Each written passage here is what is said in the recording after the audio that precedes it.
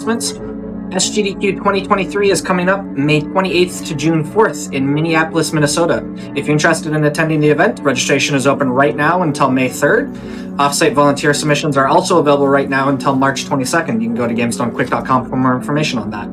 As well, Games Done Quick is returning to PAX East 2023 on March 23rd through 26th. Be sure to check out the speedrun stage if you're interested in watching some new speedruns or playing through the gauntlet. And one last final special announcement for anybody who has been a long-time watcher of the show or first-time watcher of How to Train a Speedrunner. We are switching to a new time slot. It is going to be the same week. So it'll be this rotation of shows. I'm just moving to Wednesday at 7 p.m. So in 2 weeks from now, instead of Thursday at 10, I'm Wednesday at 7 p.m. With all that said, we have Abby's Corner here for Silent Hill 3. I'll let them take it over from here. Hi everybody, I'm Abby's Corner. I will be taking you through the wonderful world of Silent Hill 3. Though it's going to be a little different as I don't use the optimal control scheme. I'll be showing you how to play the game in 2D controls. I know, shocker. And I'll be showing you no QSQL. If you're interested in learning 3D controls, though, there is a wonderful tutorial by the world record holder, Death Tropes, who it's up on SRC. So if you're interested in learning 3D controls, that's a great way to learn. So, of course, we play on easy. So when I hit easy here, grab your pencils and papers and pens and whatnot, and prepare to learn how to run the category. In 3, 2, 1, let's begin. So obviously, there is a couple of cutscenes that you have to skip.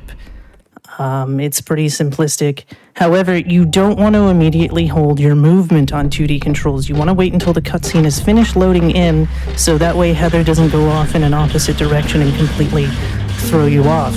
It's happened to me quite a few times. Trust me, resets have happened. So we walk in here, and then we want this fine gentleman to punch us several times and hopefully not miss us. Sometimes misses can be happening. The most optimal thing you want is for the left hand to hit you because it's a stab, which means you're getting maximum damage, so that would be the stab. And then you want him to stab you again when you get back up. And there's a very complicated, well, it's not complicated, it's just very hard to pull off trick to get a third stab, but usually what I can usually get pulled off is 2 stabs and a punch, which usually results in death. That's about the fastest way that I can get it to happen. Don't worry about it too much when you start out, though. It's kind of okay. And then we're running back into the mall. In the cutscene that I just skipped there, Heather is being tracked by Douglas, who is like, hey, I need to talk to you. Somebody's looking for you. And she's not having it, so she, escapes the mall through the bathroom and then goes back in. Because unfortunately, in the alleyway, there's a car blocking the exit. And so she goes back in and goes in here. In this cutscene, another closer shows up, and she now has something to defend herself with as we continue to climb stairs and go through doors. Worry not, we're about to meet a new enemy, however, as we're about to see the raptors, or numbodies, I believe is what they're called. I call every enemy except for closers their own unique name because that's just what I do. We go in there to pick up the tongs. By the way, it's bread. Who doesn't love bread? Am I right?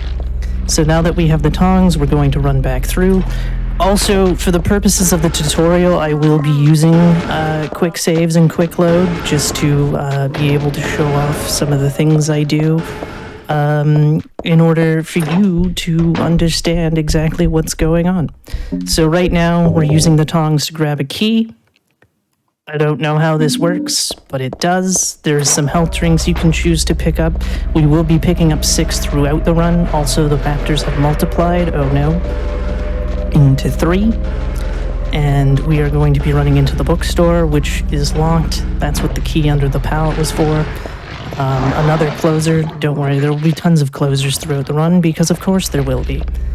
We're going to go into the bookstore, turn, pick up the book. On 3D controls, I can kind of show it off here.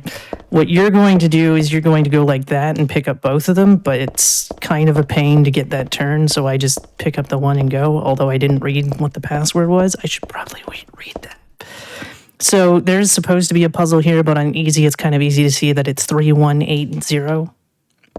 So we're going to grab this ammunition and enter the passcode, 3180. For most things, I'm on controller. However, there is something that I switched to mouse for very briefly because the hitbox is really, really small. Now we're entering the elevator where we also just met Claudia in that cutscene, but we skipped it, so we don't have to worry about it. So this is the longest elevator ride in the game. It's about 15 seconds, give or take. And then the elevator ride ends. It's also the only unskippable elevator ride, funny enough. So we picked up the radio, and now there's dogs. We're going to ignore the dogs, and hopefully they don't chase us or try to hit us. It'd be very nice if they didn't try to hit us. So they didn't hit us. They seem to be minding their own business. Then we're going to take a right there. I almost called it a left. Excuse my directions. I'm really bad at them because I only have the use of my left hand, so everything's just left to me. We're going to pick up the flashlight, which is needed because there are certain things that Heather just won't pick up without it, unfortunately. Dodge the dog, head inside, and grab the coat hanger. Then, hopefully, Heather doesn't try to auto-aim through the door, or as I like to call it, DDR through the door, because it looks like she's dancing. And then we have these two. Also, another thing that I should mention on 2D controls, you don't really want to move the camera, especially if you're just starting out. Moving the camera will actually cause the camera to freak out and Heather's movements to go all over the place. It takes a while to get used to that, so I just never move it.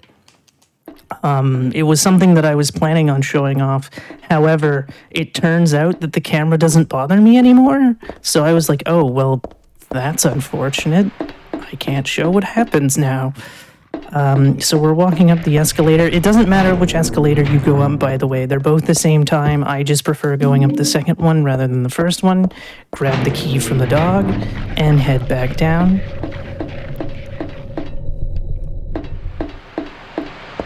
And then we're going to go this direction. Anytime you see this symbol, for anyone who's new to Silent Hill, these are save points. So if you wanted to save, in case you wanted to practice something or something, you could save there. Of course, this being PC as well, you can save whenever you want. Unfortunately, console runners, you have to find the cult symbols in order to save. Now we're just going to run this direction. You may have noticed that I picked up a walnut. Very important, that walnut is. Also, I am running with Japanese text. My apologies. It was just that the last time I was running this game for something, there was a Japanese restream, so I decided to turn on Japanese text. Text does not influence this game whatsoever, so you don't really need to worry about what text you have on. This hallway is a really, really big pain starting out because of how the camera turns and whatnot. So you may see yourself turning around or going like that. Don't worry, it gets easier with practice. As a matter of fact, I'll go back here for a second just to kind of show it. Again, when it comes to the mall, I'm very just going through the motions, and I sincerely apologize for that. It's always been my weak point when it comes to like explaining what I'm doing. So you'll notice that here, sharp turn, camera, so you see how the camera keeps changing. On 2D controls, Heather's movements is affected by the camera. So there's a lot of things that you kind of gotta figure out. Might take 5, 6, 3 run attempt or like 10 run attempts to figure out how it's going to be working. We have some enemies running. We're now introduced to bees, or pendulums as they're known as. Go through the door, and then use the walnut. This angle that I just used is kind of finicky. You more want the angle to be like right here, rather than from here-ish. Go back through the door. Don't go back the way you came because there's a door we can unlock. Something that took me about 4 runs to figure out, funny enough, and I was like, oh, well, that's a thing. And it's a huge time save. So instead of going back, go to the left and you're good. Then we're going to go back over here and go back the way we came. It also skips a couple of rooms going through that door.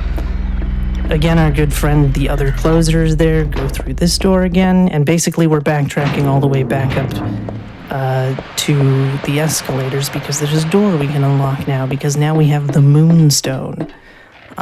So we can unlock the room to the first boss. Of course, you can probably hear the dog eating. That is pretty optimal because that means there's a good chance he's not going to run over and cause you to auto-aim through the door. It doesn't matter what direction you go, if you like going left or you like going right, it's up to you. They're both the same distance, it's just whatever you prefer. Head on down, and on the ladder you cannot use any heals. So if you feel like you needed to heal, do so before being on the ladder because the game does not like you using items while on ladders. And now we skip, and the battle has started. So one thing that I've recently developed is what I call dancing with worms. You'll notice that I'm moving as I shoot. That was 6. You can always get 6 shots off, by the way.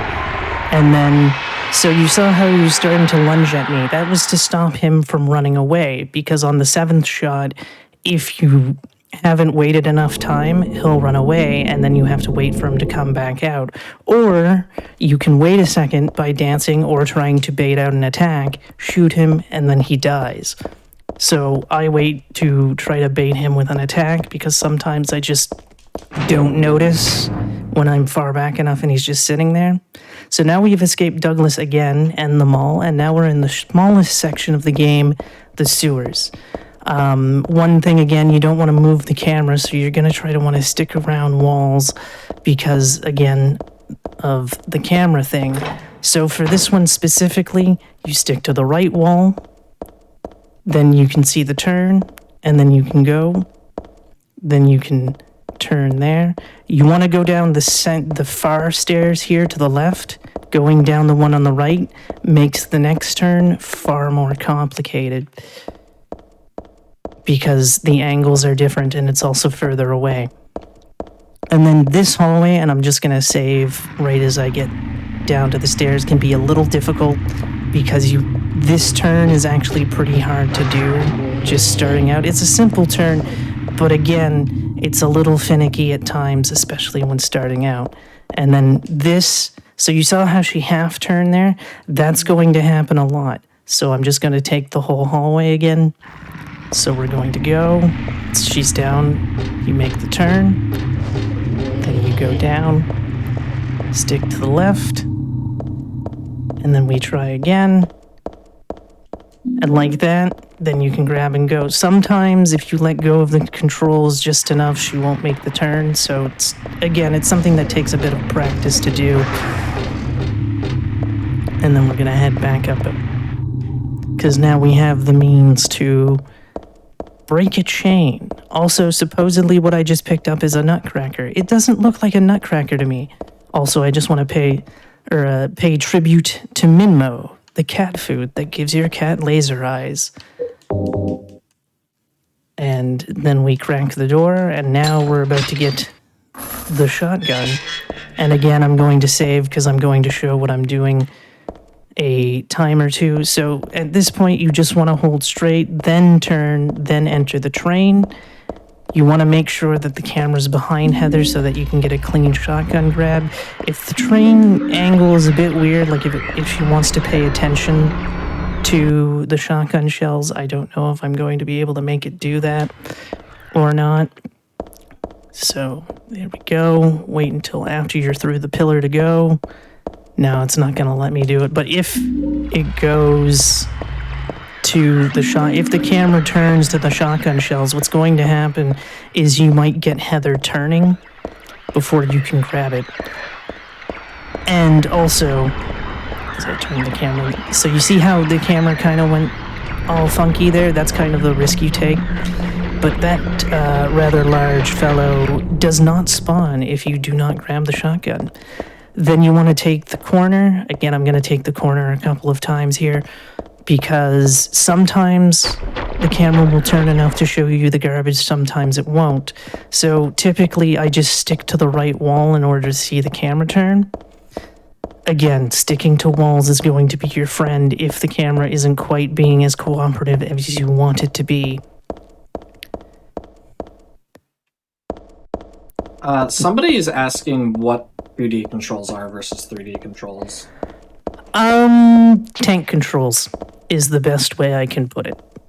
So 3D controls, you have better control over the camera, and also you would want to use the D-pad for 3D, whereas 2D analog is kind of your friend. Silent Hill 2 and Silent Hill 4, the optimal controls for those games is 2D controls. Actually, I'm just going to back up here for a second because there's something I want to explain as well. So, one thing, because we're not moving the camera, is we're going to count the garbage cans. 2, 3.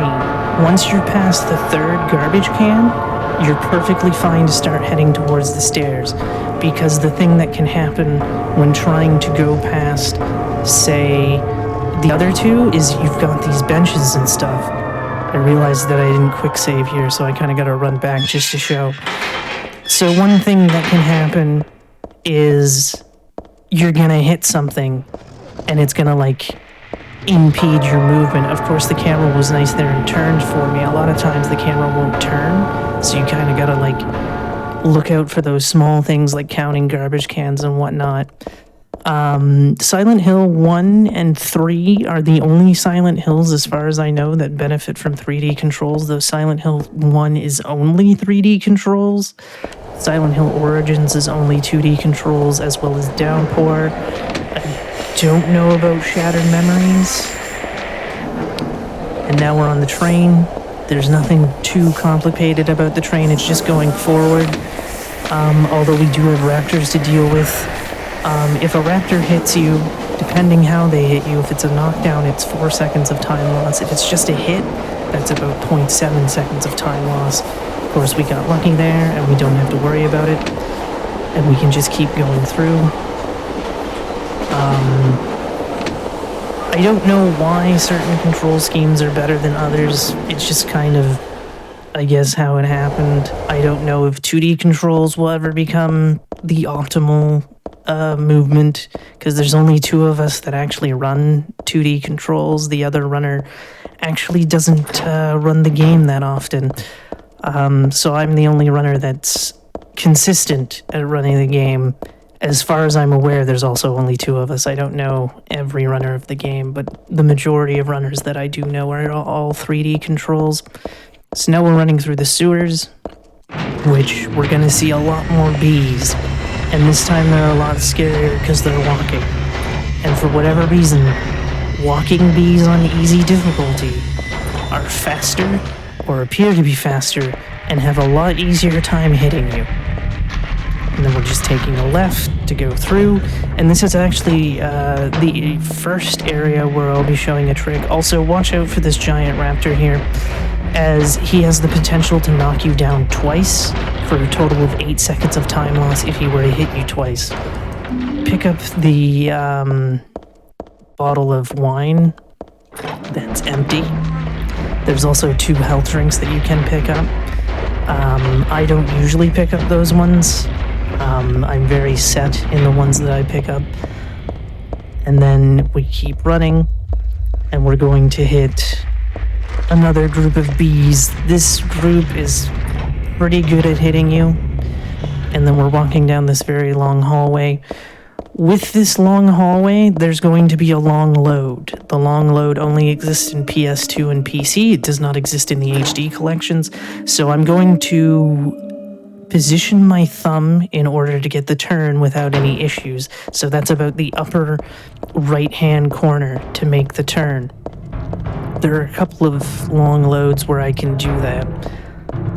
Sometimes running different versions can help you in other versions, like the PS2 version is another version that I run, and it actually helped me with a lot of movement things in the PC version. I don't know how. Also, this trash can or oil dispenser is very finicky, so it will take a bit to get used to. We also got the short turn. Sometimes that raptor doesn't want to give you a short turn and you have to take a longer turn. It's only maybe like half a second time difference or something like that. Same thing with this. This generator is the most finicky thing that you have to interact with, so don't be too upset if it's like, no, you can't use that there, no, you can't use that there. It just wants a very specific position for you to use, and it sucks. And now we're coming across, and I'm just gonna save here, these bridges. When the camera is turned like that, and I'm just gonna show it again, so when the camera is angled like this, do not adjust your position. Adjusting your position will cause Heather to move really awkwardly, so you want to wait until the camera's behind her before you move again. Also, don't fall into the water because that'll cost you 4 seconds of time loss. Time loss is not fun. So you kind of want to pay attention to what you're doing. As you can see, she's kind of wanting to go in that direction. So you gotta like really try to like run against the wall. And again, we're gonna have another bridge here. So again, just hold the position until she has passed it, because sometimes positioning to change it is gonna cause an issue. I'm quick saving here for a second because this is the first major trick that I do.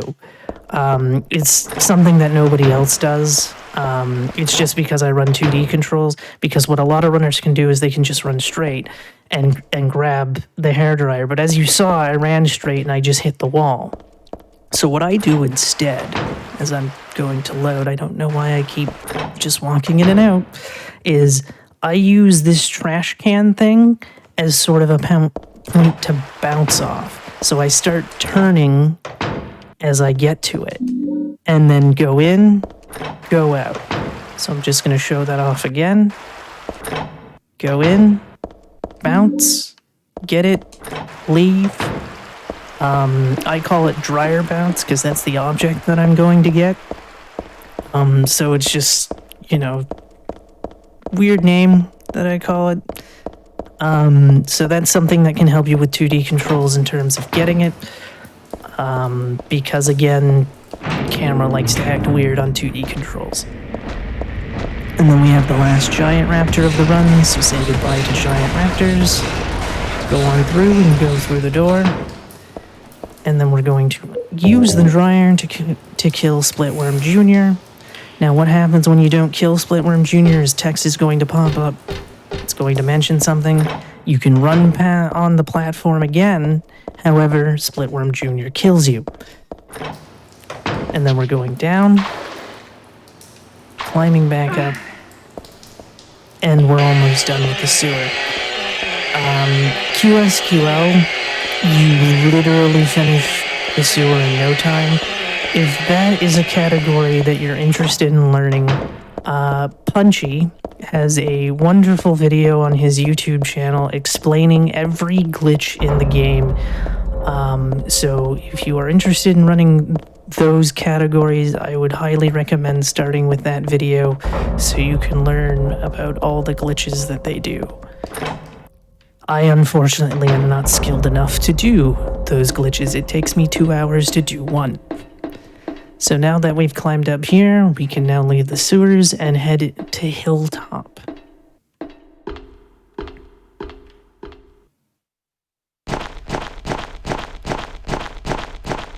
So again, we're going into a condemned building. I don't know why Heather wants to go into the condemned building, but apparently she does. Never mind the fact that she knows her way around a sewer, but hey. So again, we're making sharp turns to try to get up the stairs as fast as possible. We need to get to the 5th floor. I'm going to save right in front of the 5th floor, just to show something. It's not anything fancy or anything, it's just a small explanation.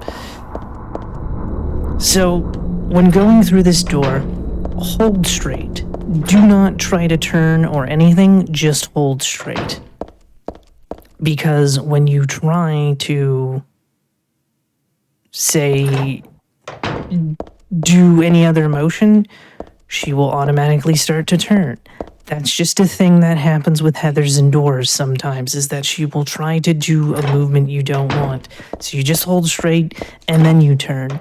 And then, wow, I didn't realize that was going to load that fast, but you may have noticed how dark the screen was for a second. At that point, I'm holding bottom right to be able to make the turn to the mattress, and then go from there. Again, when you go back through the door, the load time is done, so it's instantaneous again. And then we go out after jumping off the mattress. And head through the door where we're going to see the next bounce, because there's 3 bounces I do in the entire run. This one was the last one that I actually experimented with, because sometimes sometimes this can happen where you're sitting here talking to the desk. You don't want to talk to the desk. So here's what I do.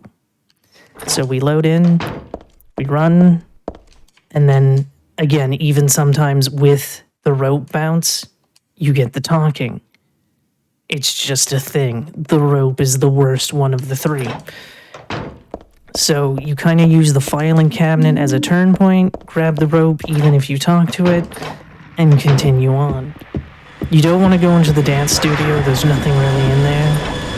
And then you keep going. We're going to climb to the 5th floor now to grab the jack and also say goodbye to raptors, as there's no more raptors after that point.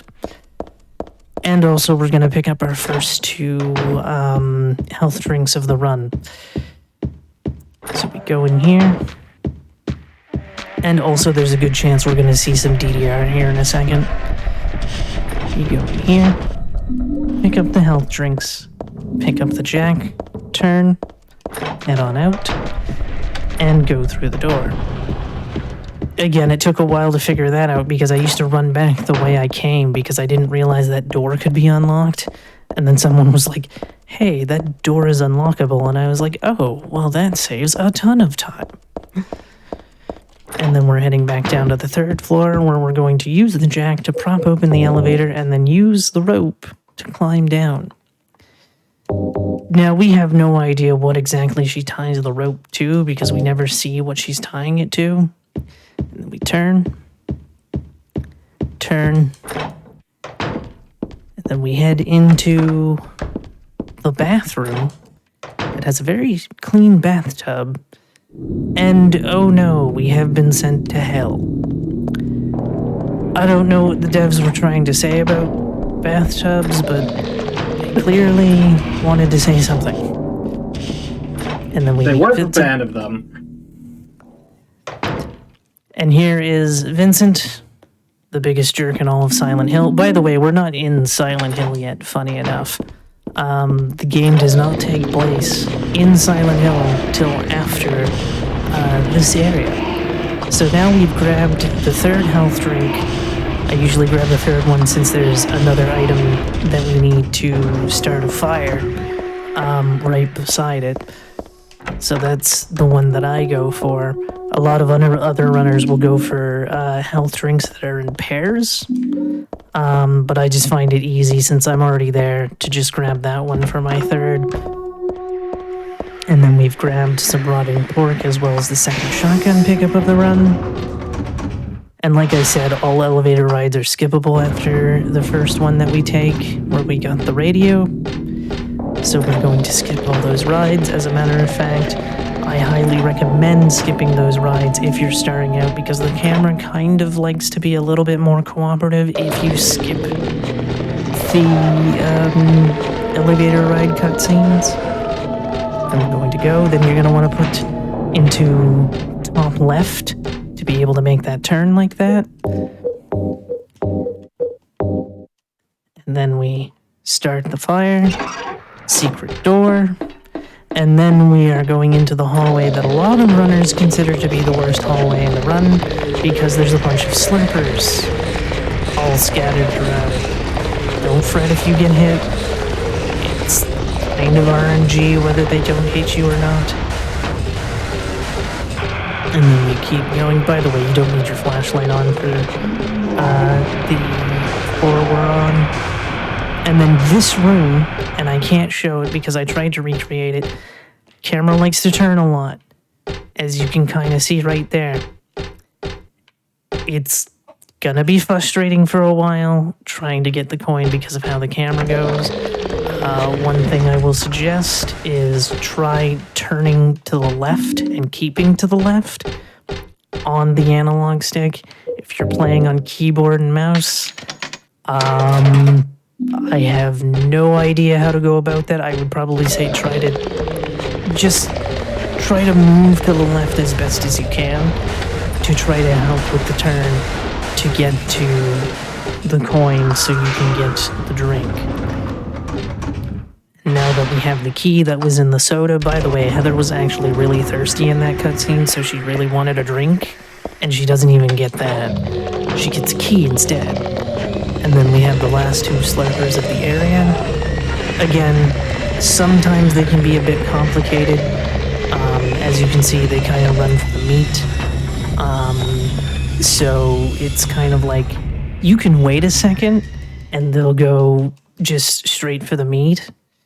So it's kind of like, do I want to risk it at first, or do I want to wait a second or two and accept the time loss, but not have to deal with them? Also, the game has returned our flashlight on. It likes to do that. You do need it on to read the book to get rid of the monster in the front door. You can turn it off because you may have noticed how she looked at something on the floor. It's another book. It will pause IGT.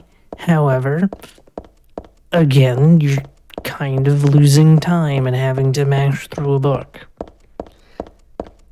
As we're heading home because our dear old dad is waiting for us, as we were supposed to get him a thing at the mall that we never did get him. And we're home. And oh no, he's been murdered. So now we're going to avenge our father, but first we're going to equip our health drinks. Very important to equip the health drinks before equipping the shotgun. We're not going to use them yet, but we're going to equip them, so that way we can use them without going into the menu. Because we need to use 3 of them for running through Silent Hill. So now that the missionary has been dealt with, we lay our father to rest. Sort of. And then we're going to Silent Hill to deal with Claudia and the cultists. So, Douglas in this car ride actually brings up James from Silent Hill 2, because he was sent there to look for him. Now, you may notice that it's very foggy out, very hard to see, and Silent Hill's a big place. So here's how I figured out how to get to where I need to go.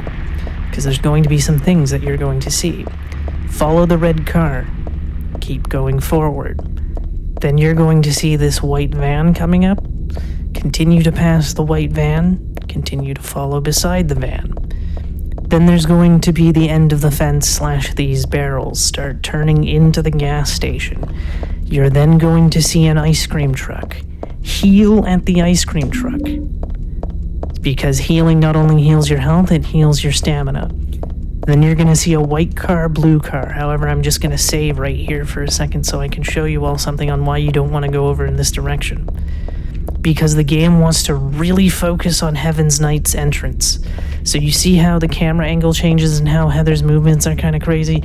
So if you needed to adjust your movement, it would be a little bit more difficult. So don't go over to the buildings. Stay sort of centered in the road. Don't go too close to the white car because I think it's even by this sign. It's right by the white car / the sign that the camera's going to change focus. So you don't want to do that. So, keep going. There we go. Now you're going to go to the fence. Then you're going to pay attention to 2 red signs. 1, 2. Then you're going to see the entrance to the hospital. Head on in. And then we have some lovely nurses. Head into the elevator. Skipping elevator rides is super helpful. And I do mean that. It is super helpful for the hospital. Head in here, grab the shotgun shells and the perfume and the nail polish remover. The perfume is going to be important later, not so much right now. Door codes never change for this one, depending on your puzzle difficulty. So on easy, it's 4639. Then head to the 4th floor, or 4th room, sorry. There is no 4th floor in this hospital. There's a fun trick you can do to see the door, to see the code. I never do it, I just look at the code. It's not a bad code. I usually start with the lowest number, but for some reason I went highest to lowest. Because usually mashing out the highest number is typically what I want to do. Grab the camera, head back downstairs.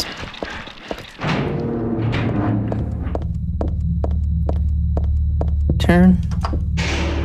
Because we're about to see the world's most amazing art piece, not in a museum. I hope you're all excited to see it. So turn. Head to C4. And even though we know the item is there, you do have to interact with the artwork every time.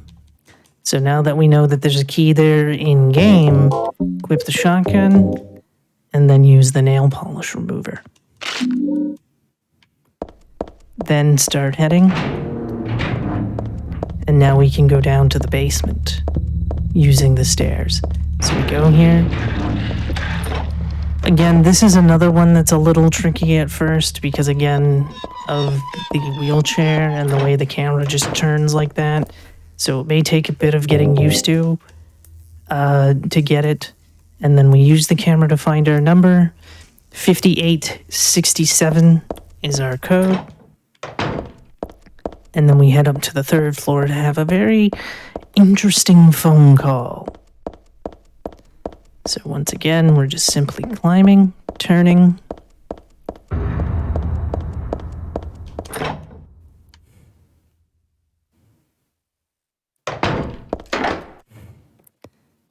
And 5867. The 3rd floor is always RNG and is also the only time, and those door codes are the only time that I switch to a mouse because it's more accurate. It is a really big pain to try to do those codes on controller. So we've now grabbed the phone call, and now we can head back to the 2nd floor and go through a very rusted hallway with very functioning gates. I don't know how that's possible, but it is a thing. Alright. Also, the nurses sometimes carry guns. They don't usually fire on easy, but sometimes it can happen, and they do quite a bit of damage. So, again, the gates are going to rise and fall to try to stop you from moving. Luckily, it's a pretty simple pattern with knowing which way to go. The 2nd hallway has an interesting thing, however. And I'm gonna just save this one because I want to do it twice. So we're gonna take the left. This needs to fall so this can rise. It will not rise without it. So just to show that again, because it took me a couple of tries to figure that out. Or to really, get the hang of it. So, again, fall, rises, then you can go through. Just do it one more time here. Turn.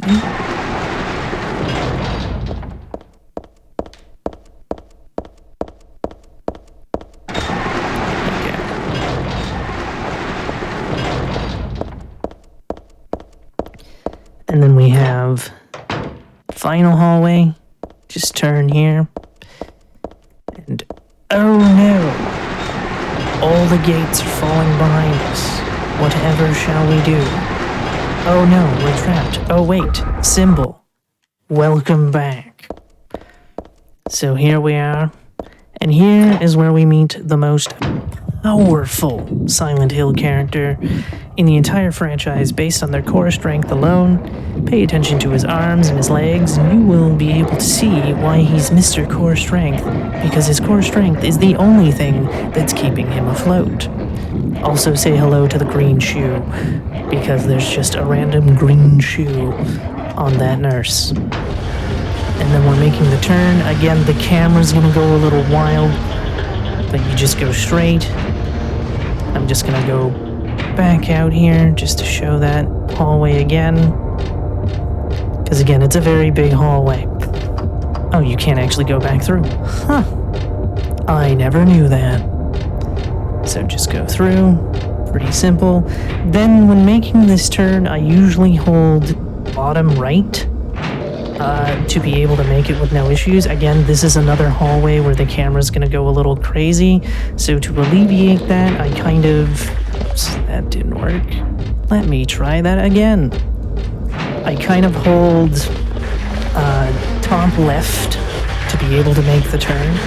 And when it comes to the order that you do this in, you can do basement 3, 2, 3, 1, but I do second floor first because I didn't know at the time that you can skip elevator rides or that it pauses the timer, the in-game timer slash load remover.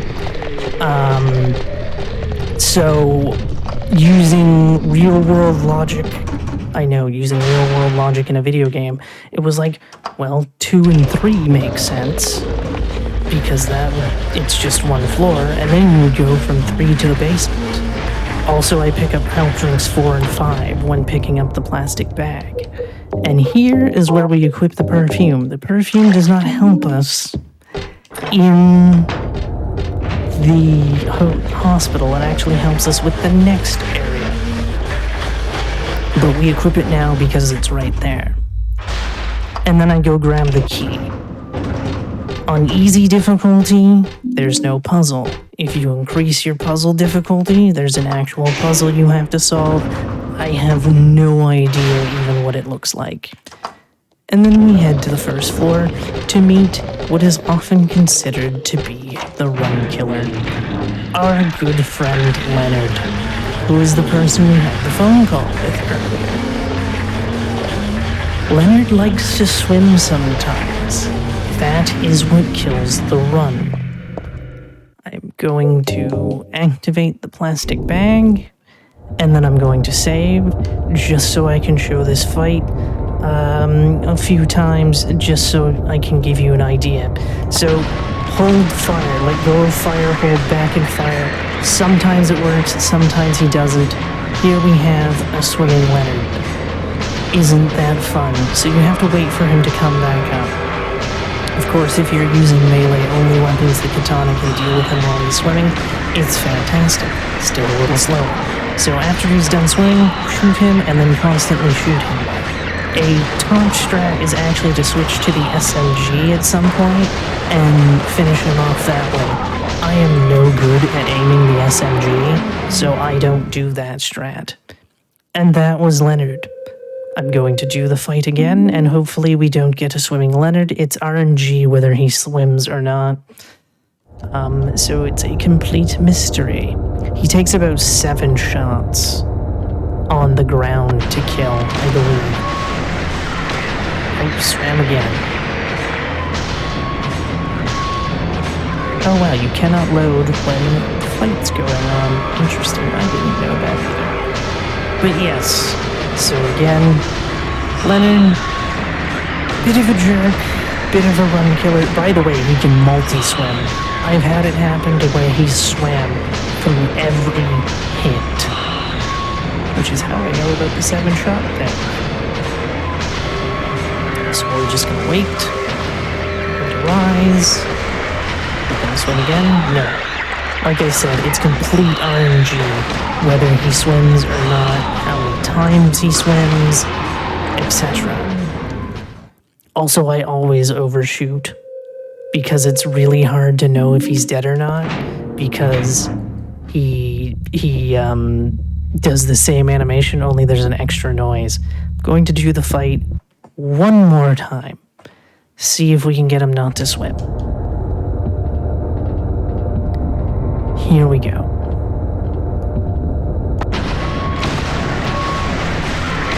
Hey, we got it.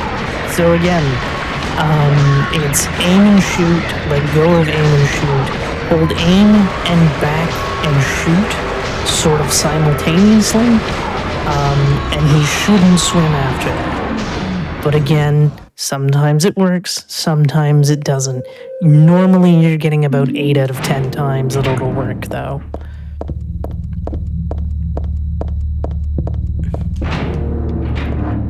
And now that we're done here, we find out that also Leonard is Claudia's father in this cutscene coming up.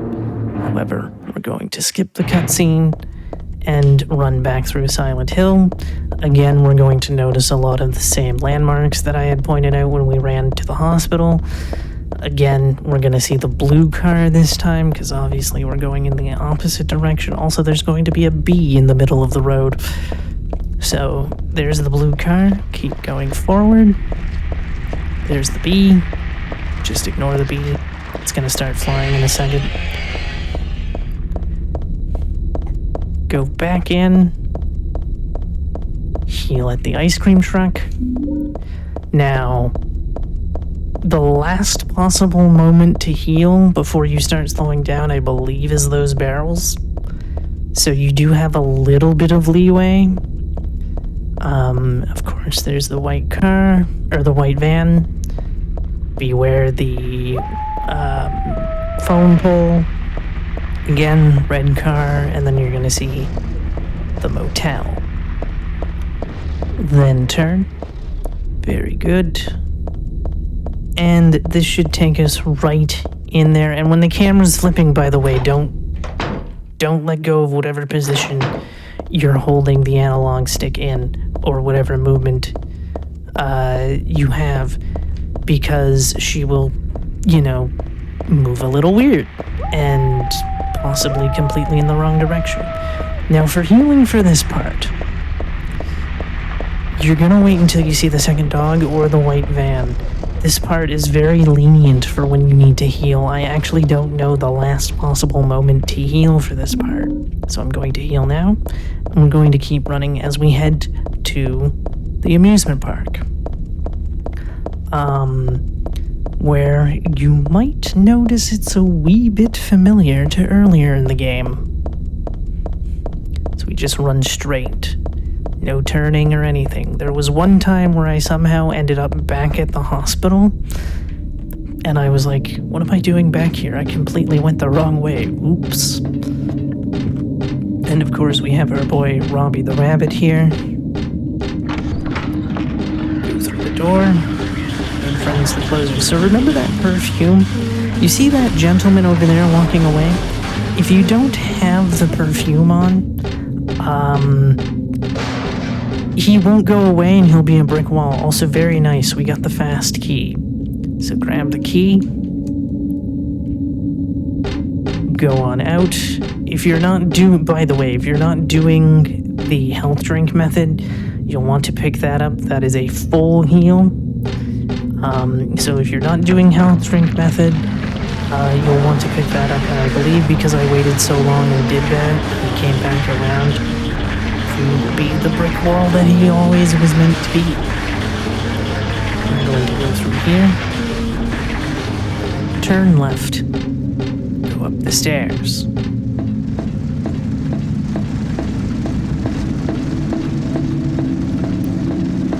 Just have a lovely stroll up the stairs, and this is how we were supposed to die in the dream, by the way, is stop.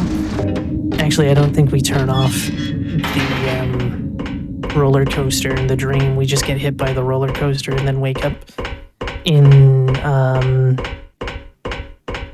the mall. And then it's like, oh, okay, well now we're like, let's turn that off. But guess what? A ghost turns it back on, and we fall. But we're skipping a few cutscenes, and now it's time for my favorite part of the game, the poorly haunted mansion. We're so glad you came. Please come inside and look around. When you feel you're ready, then go through the door. Now this spot is actually a lot of waiting around. If you're doing New Game Plus, you don't have to wait around as much. But this is pretty much your hydration spot, because you do have to wait for the entire monologue of each room to be done in order to move on. A family of 4 was sliced into bloody pieces in this room. So we just sit and listen to the fun voices, dialogue. I think this is the longest room of the 3 that we have to sit in. Because I felt I had think to. we timed the whole thing, and it's about 2 minutes 50 seconds from the start of the Borley's Haunted Mansion to the end. Scare you, that's all. So it is a lot of downtime. The truth is, only one person died. Any questions so far? Suicide. Here goes the dialogue. Everything's been pretty straightforward. Yes. Danny. Now, one thing I want to note about Danny here is, like I said, on New Game Extra, you can skip all the dialogue. However, you have to activate Danny on New Game Extra as well as New Game in order for his dialogue to start. Of course, you can skip the dialogue in New Game Extra, but you have to make sure that Danny has dropped in order to leave the room. Where is the path to heaven? And then, on hard difficulty, there's an actual puzzle you have to solve. No puzzle here, we just walk. Falls apart. The mechanism is broken, you see. It wasn't supposed to stop there, I assure you. And the point that he says, I assure you, on New Game Extra, you can leave the room. I hope you enjoyed your tour. Please come back anytime. Or if you'd prefer, we could come and visit you instead. And now we have running away from the red light. If the red light touches you, you die. It takes a lot of tries to be able to get this. I don't think I can do multiples of this, because also the thing about the Borley's Haunted Mansion is it doesn't like you saving in it. So just wait until the end of the hall, then click. I'm actually taking my hand completely, or my thumb, completely off the analog stick when going to turn, and then slapping down every time in order to turn. So that was the Borley's Haunted Mansion. Now we need to go get a red shoe. So that's what we'll be doing. So we're going to take a left, turn, gonna hear some bees, see one walking, see Robbie the rabbit, turn, grab the chain,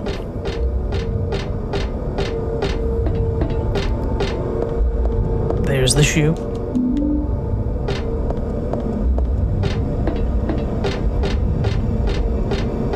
and then shotgun shells and the last health pickup. So again, from the start of the room, you can go this way, though a lot of runners find it more convenient to go this way. So again, just taking through, you would pick up the chain. You would pick that up. And then you would pick up the shotgun shells. And I think the reason that it's preferred to do that way as I start to slow down because I ran out of stamina, it's fine, is because, at least for me anyway, is because of, well, number one, you're gonna slam into that a lot of the time, at least I do, and also because of the pull. I don't think it really matters what direction you're going to use. I think it's totally up to you, but a lot of runners go for the chain first and then go for the other thing. Also, one thing I want to point out about the chain, don't go the doorknob. This is what happens when you go for the doorknob. It says you can't use that there. Go for the actual door when interacting with the door. Never mind that the chain is animated right on the door handle. Activated on the door itself. Then use. And then we're going to go over here. Depending how much ammo and whatnot you've picked up, this will actually change. If you don't pick up those first 2 shotgun shells that I pick up in the train, this will actually be submachine gun ammo. But because I picked up those 2 shotgun shells, it becomes handgun ammo.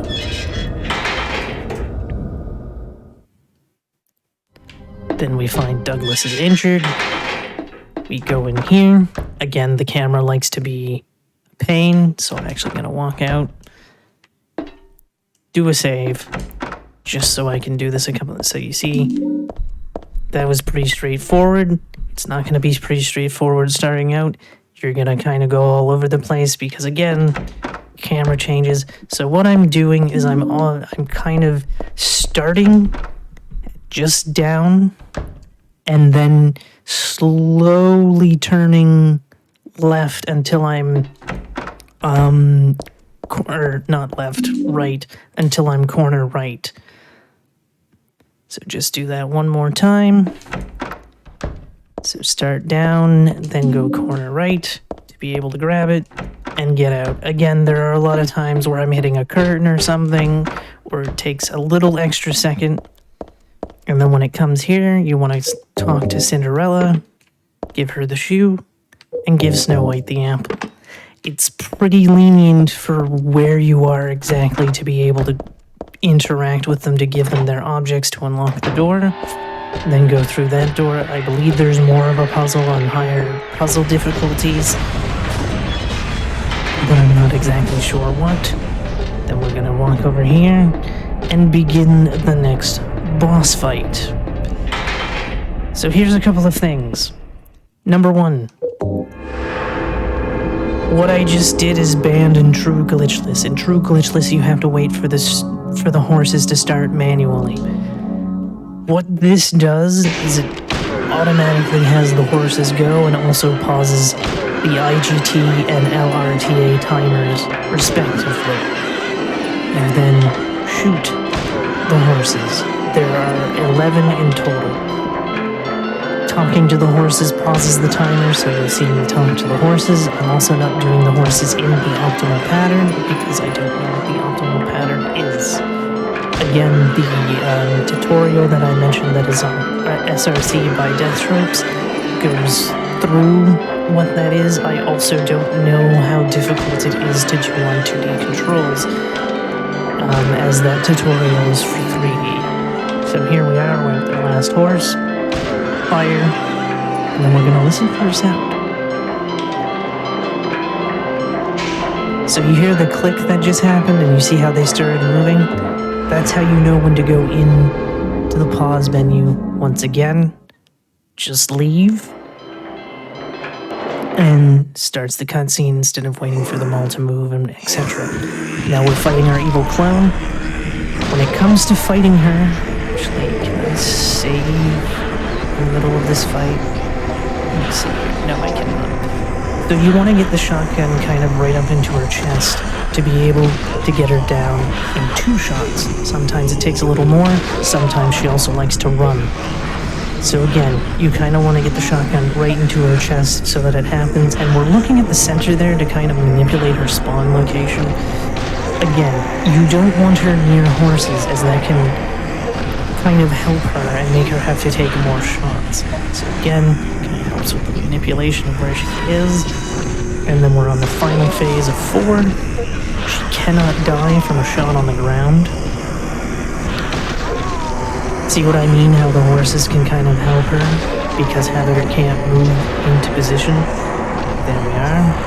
And that was Alyssa. Now we're going into the final area, which is the church. So 1, 2, 3, then you make your turn. Then you just hold position, don't adjust until you are on Actually, you don't adjust there at all. You just kind of keep, unless you're absolutely not at the door, do not mash. You see how she's looking at the text on the wall? She will interact with that text. I don't know if it pauses timers or not, so it's best not to mash. Keep going straight. Sometimes if you try to adjust movement, she'll turn around. Mash through the door. We see Claudia, and then we need to pick up these cards. There are 5 cards in total. Then we're going to turn. Go through this door. Go through that door. And then we're going to pull off a trick that is also illegal in True Glitchless. So walk to about here, turn around. You may be hearing someone crying. That's the ghost girl, as I call her. This trick is called footsteps. I call it ghost girl skip. Because again, I have to be the weird one. We got it. It can go to 3 to 6. That is faster than waiting for her to walk over to the painting. So again, take that many. You count to 2 before turning and leaving. And then leave. And then hopefully in 3 it works. Sometimes it doesn't. Then we're going to run over here, pick up the second card. Also, you may have noticed how the flashlight was off. Cutscenes like to turn them back on. So that's why I go see Vincent first, because it turns the flashlight on for me, and I don't have to worry about it, because sometimes I forget to turn on the flashlight. Because we need the flashlight for the next card, which is in this room. Just run straight. Turn. Grab the card. Grab the shotgun shells. There are 24 there in total. Obviously, the more items you pick up, the less shotgun shells there will be available to be picked up. So something to keep in mind. When we go this way, turn. Very good. And then there are 2 doors here that we have to go through. First one is this one, because it has a key. This is actually Alyssa's room. So grab the key, turn, and this time I'm going to make a save right here. The reason I'm not saving in the other room is because if you save and load in that room, it skips this entirely. So turn.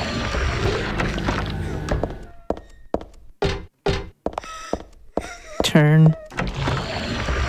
Usually if you hear her crying before leaving or while you're stepping, you're usually pretty good.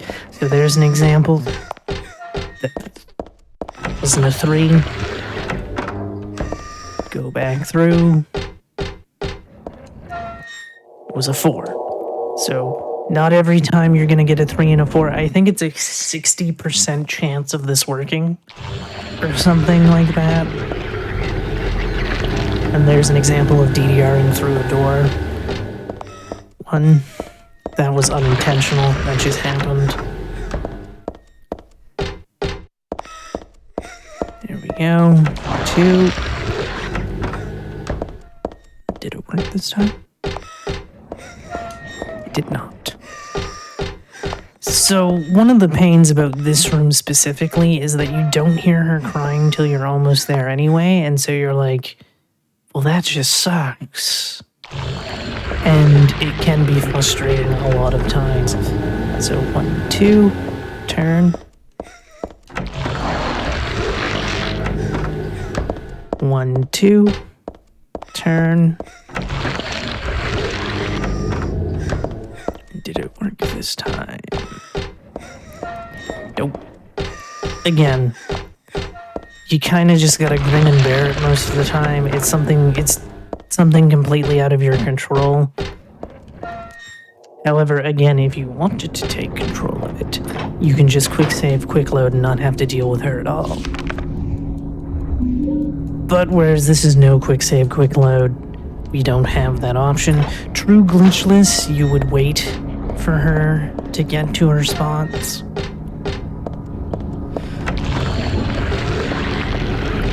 Leave.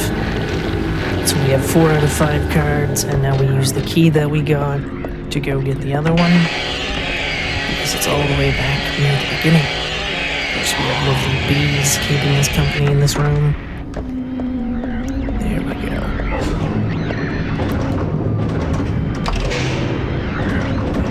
Oh. Also, you may have noticed that missionaries are just hanging out now. That's right. Bosses have become regular enemies all of a sudden. Again, sometimes when you go through that door, you can go through it and kick him. It's kind of funny when that happens. And then we have the key. Now I'm going to save here because I want to show you all something. If you look at him, like I just did, this guy spawns in. We don't want him to spawn in. So it's very important that you don't go and meet him. Or go too far. And then here we have the first bounce I developed, which is called desk bounce. Don't worry, you're going to see it a couple of times. That's also another reason why I saved there. Grab the card. Go back through. Do it again, this time the opposite directions. So now you may be wondering, well, what did I do? Here's what I did. So, turning, going in. So I'm using this spot right here as my turning point. So I'm just gonna go out here, save, so that way I don't have to walk so much, because I'm gonna do it a few times. Turn, boom. Because on 3D controls, runners have a much easier time of just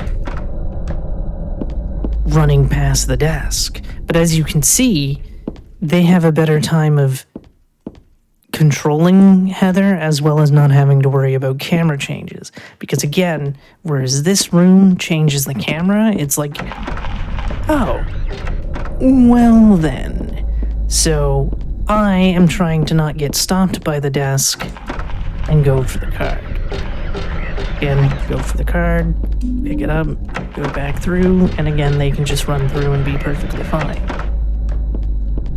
It's really nice 3D controls, but unfortunately they don't agree with me, as well as certain things. The reason I started started with 2D controls is because I actually got vertigo from dealing with 3D controls. It made me very nauseous. But 2D controls, it was kind of like, well, this is fine. So that's why I run 2D controls. It doesn't have anything to do with Silent Hill 2, 4, Origins, etc. It's just, it's what felt more comfortable for me. And then there we go. Now that we have all 5 cards, we can head back down and head into the puzzle. Because that's why we needed it, because they're technically a key to unlock the door. And one of the fun things about the door code is that it doesn't change on your puzzle difficulty. So equip the shotgun first, then put the cards in. So on easy, it's the High Priestess, the Moon, the Eye of Night, the Hanged Man, the Fool. And the great thing is that the timers are paused while putting it in. So if you forget for a second, you can quickly go look it up and put them in. Of course, on normal it's a different pattern, and on hard it's a different pattern. And now it's time for the climactic battle, which I will probably do a few times. Can I not save in here? I can't save in here. Darn it. Am I allowed to leave and come back? Nope. Alright, maybe I'm not. So, again, Vincent is dead. Claudia is there. Even going right up to Claudia, nothing happens. Actually, will it let me now? No. Ah, that sucks. So, God takes 14 shots to kill, provided you see no sparks. So, 1, 2, 3, 4, 5, 6, Now you may be seeing the low health indicator pop up. 7, 8. On console, there is no low health indicator at Rumbles. So when it's super flashing, heal. That's 12. And then we're going to play a game of chicken with God, because you may have noticed that I only healed. Oh, I wasn't fully dead yet. Alright, cool. That works. I was about to say I'm playing a game, because you may have noticed that I only healed once. I had 3 heals for that fight, but I only used 1. That's been a thing I've been doing as of late. I would suggest using all 3. I wouldn't suggest going to play a game of chicken. By the way, that was time. As Heather is now kicking God in the face. So, that's the tutorial. Again, one thing that I can do, just because I couldn't save there, I can show the fight again, because when I was running this at Frost Fatales, I kind of made 23 backup saves. Little overkill. Yes. No, I disagree. That is not overkill. That is the correct way to do it. Fair enough. And as you see there, 47:68 is the IGT time. Again, the game actually switched timing methods. It used to be timed by IGT, but then somebody discovered by mashing the supply button, it pauses the timer by a frame every time you mash it, or every time you press it. So we've changed it. It's now LRTA, which essentially functions like IGT, only the mashing trick doesn't work. So I'm just going to load the save. Once I find it, of course. There it is, save number 17. Where is the save? It should be right on the door, right? Yes. So I'm just going to go through the fight once again, so that you can see. I'll also show you why you want to hit her head on. You don't want to hit her from the side, even though you can. So again, Vincent is dead. Sad but true. And again, the scene is Heather pukes up God, Claudia then takes God, and then we have God. So don't go to the side of her head, because that most likely didn't do full damage. You want to try to hit her head on. So let's count. So that was 3. So that was 4, 5, 6. And the reason I always mention that it's 14 shots is because, again, each version does a different thing. And unfortunately, if you do want to try the HD collection versions, the rumble is really, really, really soft, even when you have it set to high rumble.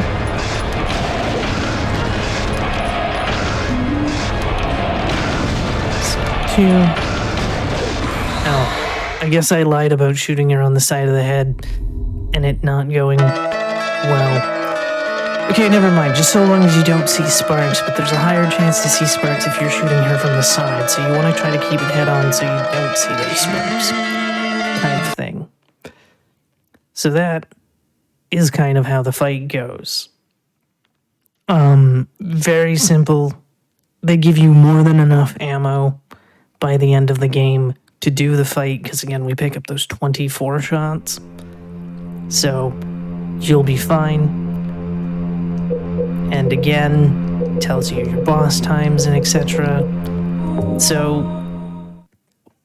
what do you say we do a run? Yeah, I think we can do a run, but first I think we should take just a little quick break here, if you don't mind. Alrighty.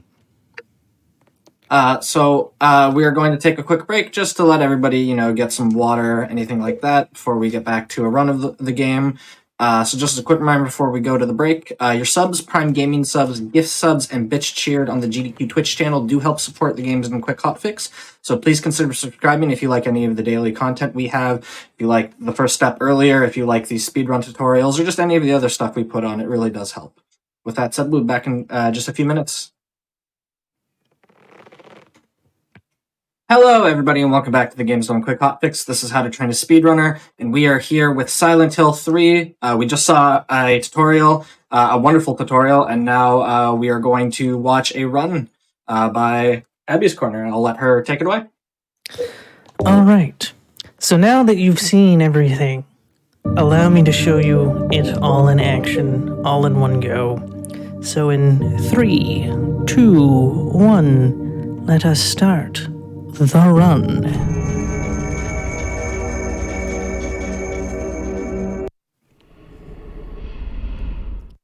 So again, we skip the 2 cutscenes.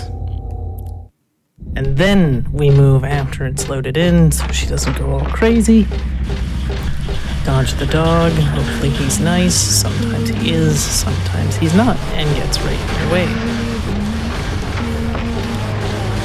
And... ooh, okay, this is exciting.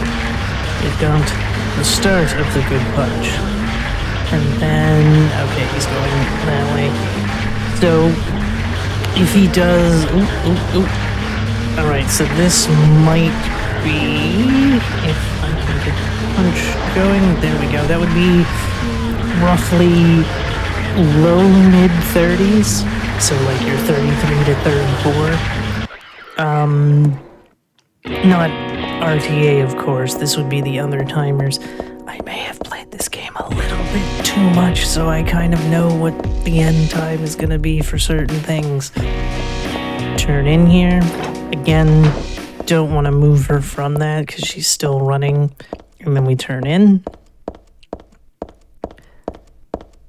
Go up through the door. And then turn again. Again, we get the gun, which we will only use for one thing, which of course is our good friend Splitworm. Or as some people like to call him, the Alaskan bullworm, because we have to work a SpongeBob reference in there somewhere. Because who doesn't love SpongeBob? And then, going to turn, grab the tongs, immediately leave. Fortunately, no, this is bread name. I often forget to do that half the time when I run this game, and then I'm like, oh yeah, that thing. Oops. And then usually my commentators will like point it out after, and I'm like, ah, crap. Oh no. But that's just how it goes usually. As yesterday actually marked 1 year that I've been running this game, so I'm not exactly a veteran of the game, if you will, so there's a lot of things that just go right over my head, like most of the memes that are associated with this game. So 3954 is our code.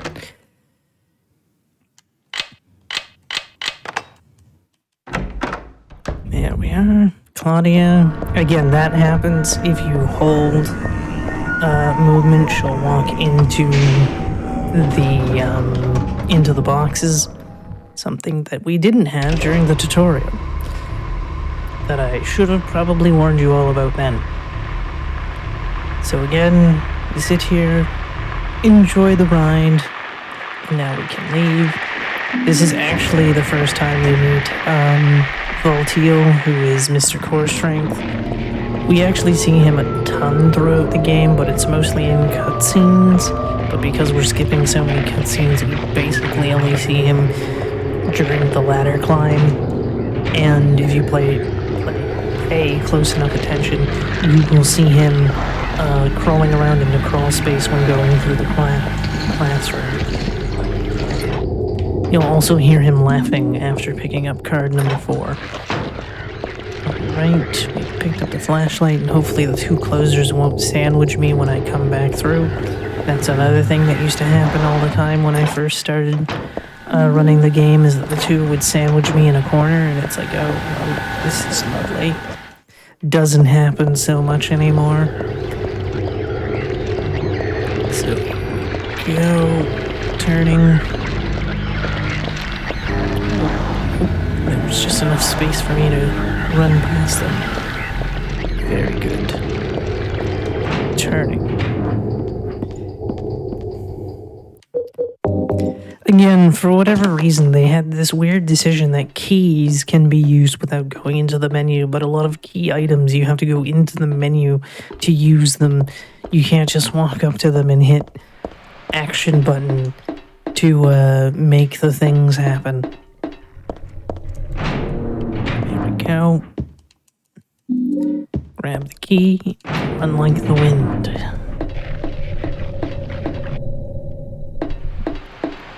So we head back into the random room that has a random walnut in it. Also, for some reason, behind glass. So that raises even more questions, that at one point it was behind glass. Also, if you're wondering why the camera also wants you to pay attention to the pipe, it's because the pipe is a weapon. So that is another thing. Go through that room. Just like it go through all the rooms. Paying no heed to any cameras.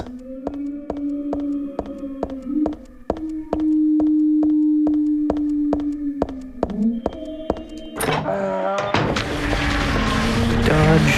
Oh god. Careful.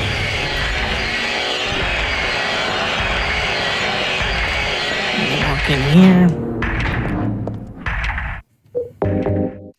Nicely done.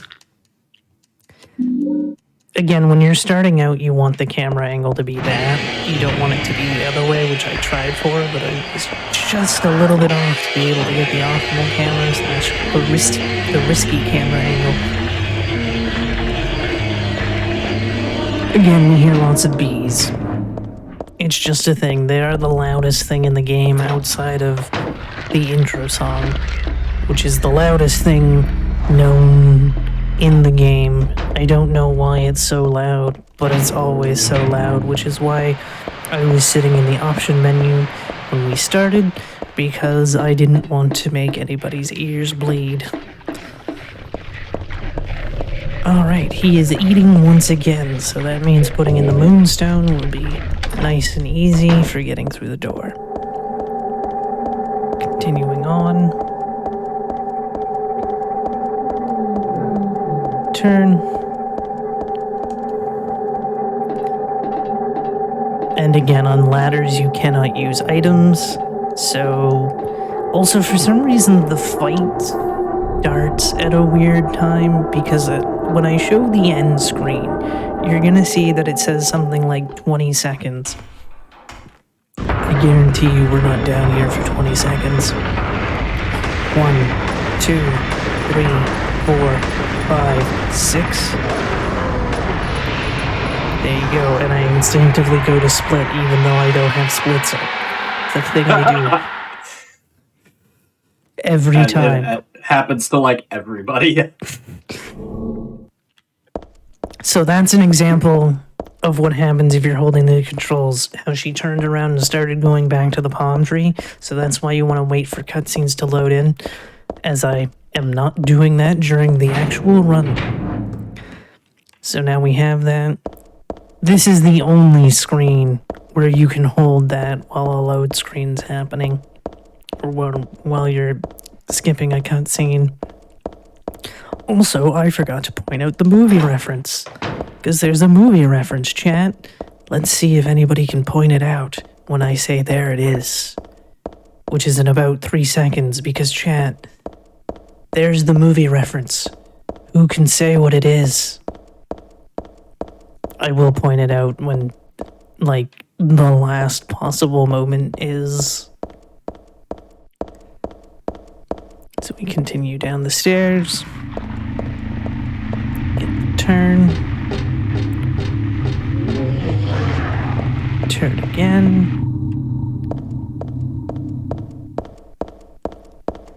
Oh god. There we go. We picked it up. A little bit of rougher movement, but that's okay. Also, the dogs multiply. That was something I forgot to mention. After you pick up the Nutcracker, there's a third dog that gets introduced down there. Again, everybody say hi to Minmo.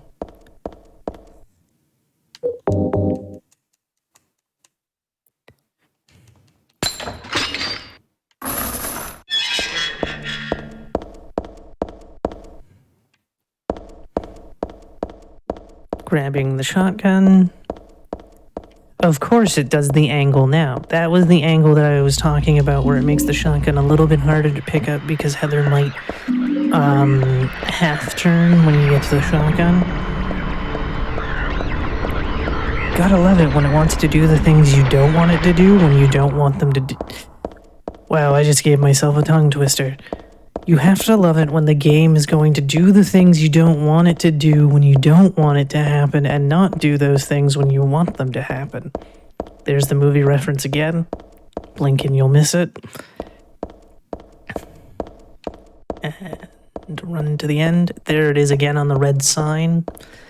If you're wondering what the movie reference is, it's a reference to the 1990 film Jacob's Ladder, which is something that inspired the Silent Hill franchise. There's also a little bit of Twin Peaks inspiration in this series as well. For any Twin Peaks fans out there. Again, we're counting 2 and 3, and now we can run up to the stairs. There we go.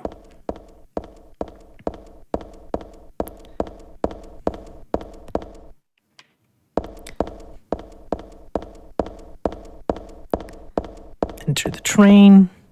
Again, in the cutscene, Heather acts very bizarre as to why the doors would automatically close behind her. And it's like, real subways do that. Why is that a shock to you, Heather?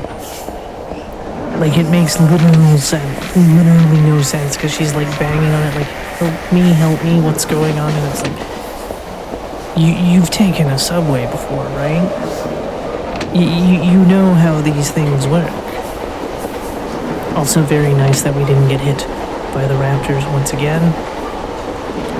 Again, it's a possible 0.7 to 4 seconds of time loss. So, hooray. Alright. Turning. Very good. Again, getting to this door can be a little bit of a trick. When you start out, there doesn't really like going through that door. But with enough practice, you can make the door work for you. And then go through. Ah, crap, I ran into the wall. Oh no. Right turn. Very good.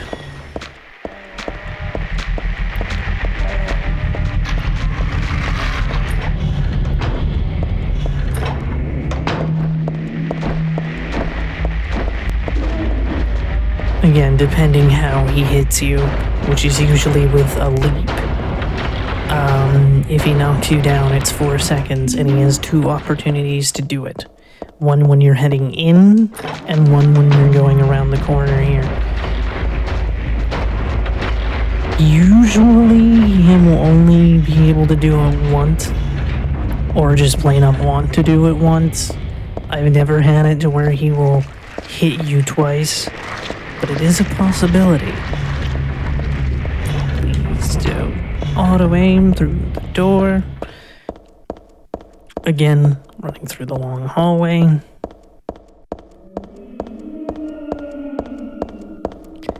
And then the very long screen, which again does not exist in the HD collection. You think it wouldn't exist in the PC version, but it does. So it's very odd.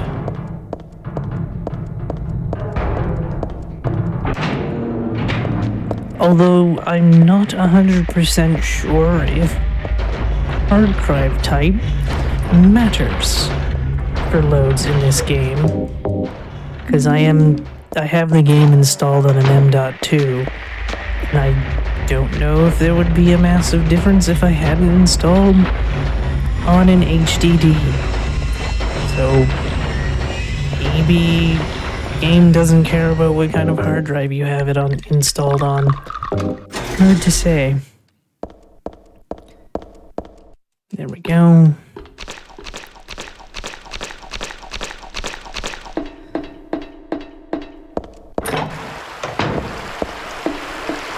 running. Very simple. Again, this is, you would want to, if you had to adjust movement, you would want to wait for the camera to be back behind her. And again, falling in the water is a bad thing. Don't do it. It's 4 seconds. You don't want to waste 4 seconds, do you?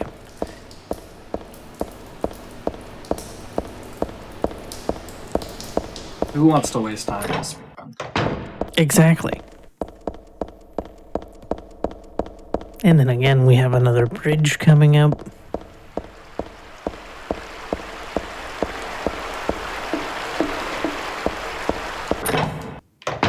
There we go, we got it. Sometimes she doesn't want to turn to the door, and also sometimes that can happen where she'll immediately turn through the door, and it's like, or turn into the door, and it's like, why?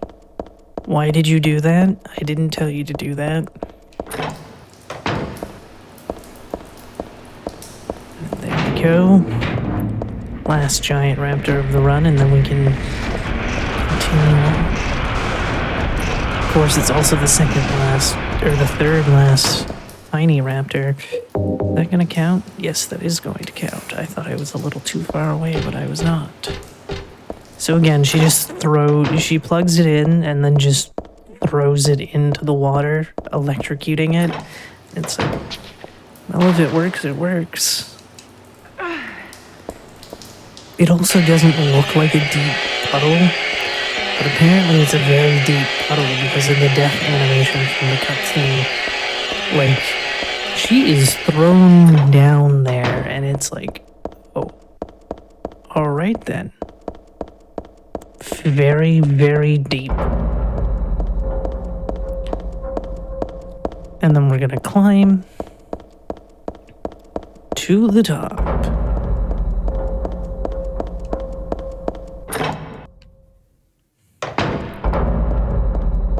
There we go. Again, this is probably my worst spot to split because you may notice that there's no cutscene. I don't know why I split there. I don't know why I just don't wait until the mattress part. But that's the spot I've chosen to split, and it's always the one that costs me runs. Every time. Because I accidentally hit a button or something, and it's like, welp. And of course I'm going to the 5th floor, where I can kind of show off the movement again, because it'll be a fresh load. So, here we go. And again, bottom right. So you see how she's moving to her left. Or was that, again, directions. Very bad at describing directions. Either way, she was going more towards the mattress. And that's because we held bottom right.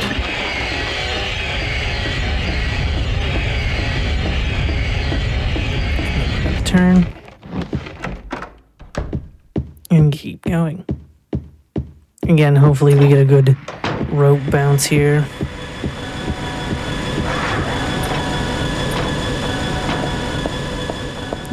There we go. That's what we want to see. Where you make the full turn and just grab the rope and then you can leave. Again, the rope is kind of a pain to pick up, even with the bounce. The bounce is just to kind of make it a wee bit easier. And then we're going to turn. And of course, we're going to say hi, Raptors, and goodbye to Raptors as again. These are the final Raptors of the run. Pick up the health drinks.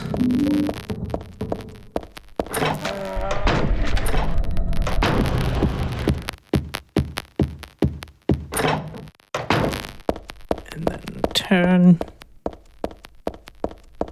All the way down, of course.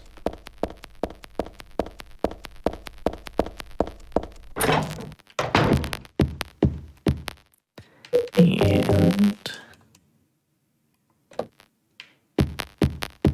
wait, what am I doing? That's a thing that I do sometimes too, is I just run away from, because I'm like, my brain thinks like 3 steps ahead and thinks I'm already downstairs or something.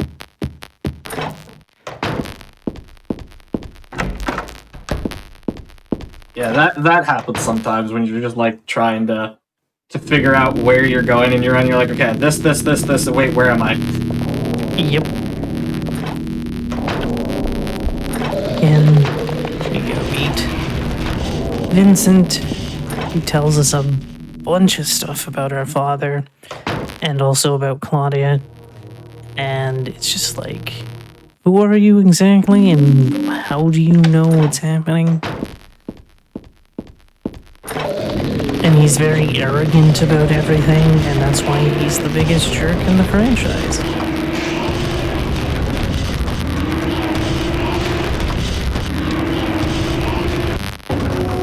Although I'm sure some Silent Hill fans and runners would argue that Eileen deserves that title. Again, there are reasons I will never play Silent Hill 4. That is just one of them.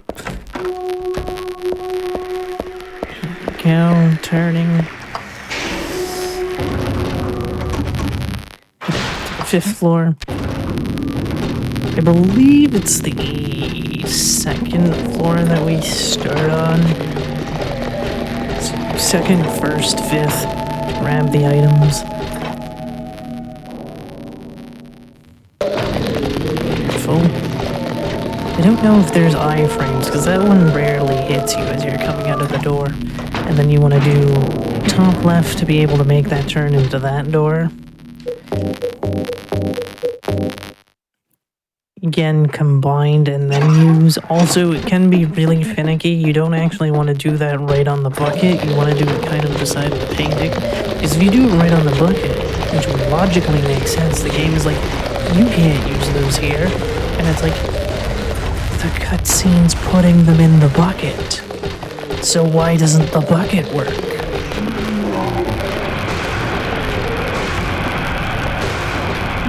Again, grab, run.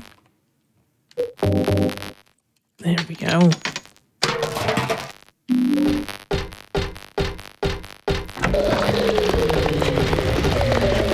Also, I believe I didn't get hit in that hallway. They call that the murder hallway.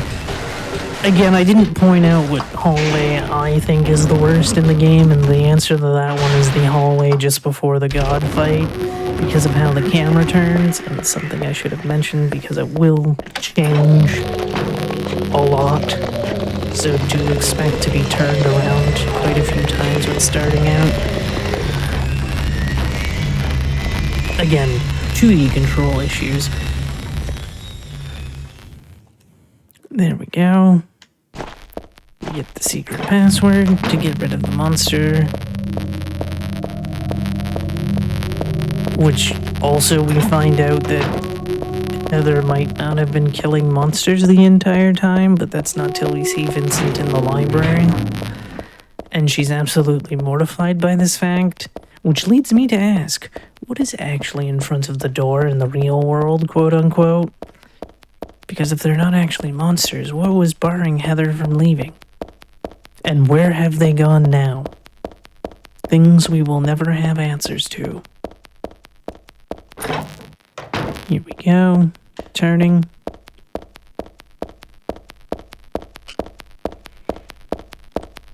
And 102. There we go. Again, equipped Electrics first and equip the shotgun second, because again, when we open up the menu inside the hospital, we will be right on the shotgun to be able to equip it. And you want to wait till after his head bobble, because he's got iframes. And then kick to finish him off.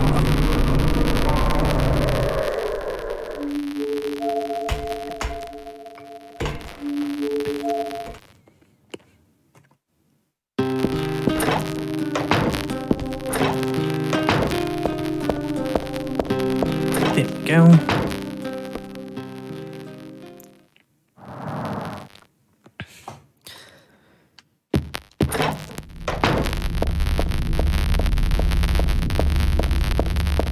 we're back inside Silent Hill, finally. That's right. First half of the game's not in Silent Hill, Chad. It's blasphemy. I don't know. Red car, also dogs. Dogs are everywhere. Sometimes they will chase you all the way to the hospital, and sometimes they will chase you all the way from the hospital. It's kind of at random what happens. Go inside.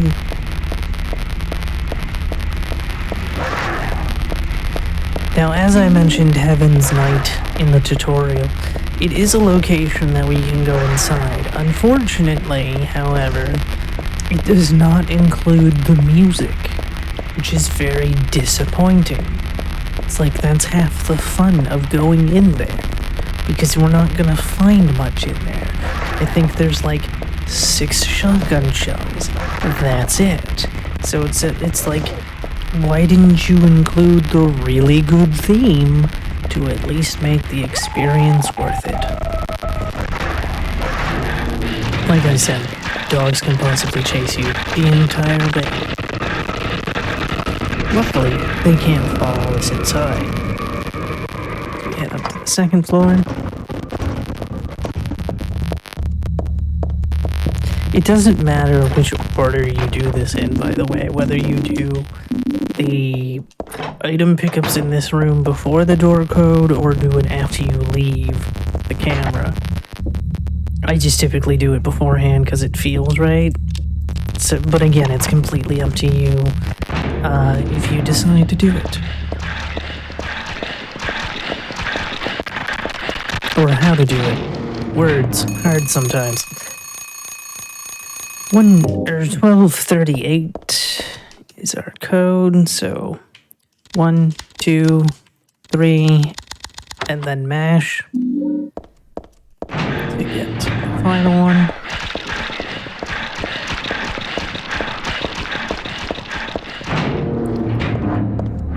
Also, I should have mentioned what my control scheme is. To open up the menu, or the inventory, it's L3. To pause, which is to bring up the menu that has save and load on it, is R3. Action button is, what is this, B? Yeah, B. Heal is A. X is to walk, though I never use it. Y is flashlight. And that's because the game really doesn't like you editing your buttons natively on a Xbox One/Series X controller. I was also told it was impossible to just make it natively work, but somehow it just wants to do that for me. I don't use Joy to Key because Joy to Key doesn't like me. If I could get Joy to Key to work, I would use a PS5 controller.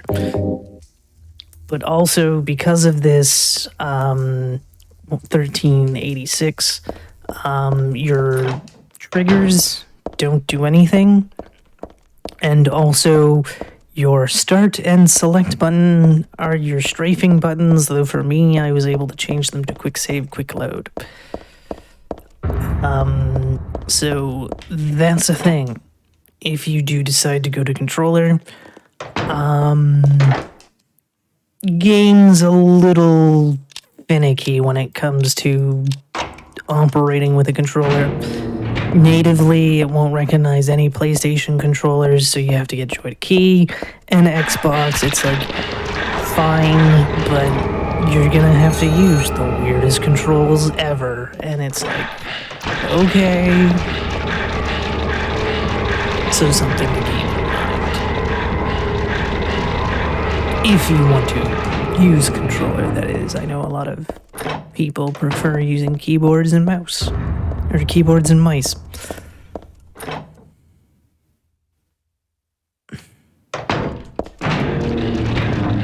Alright, so we answered the phone call. We have what we need. By the way, if you wanted to grab the SMG, it's across the room from the room that we get the code for the 3rd floor from, down in the basement. Though, again, I'm not a fan of the SMG because you do kind of have to aim it down and it doesn't seem to do a lot of damage. against regular enemies or anything outside of Leonard. But again, I could be wrong. I know in New Game Extra, the unlimited submachine gun becomes your friend. For me, I just still use the shotgun. And again, that one, to raise that one, it's all fine and dandy.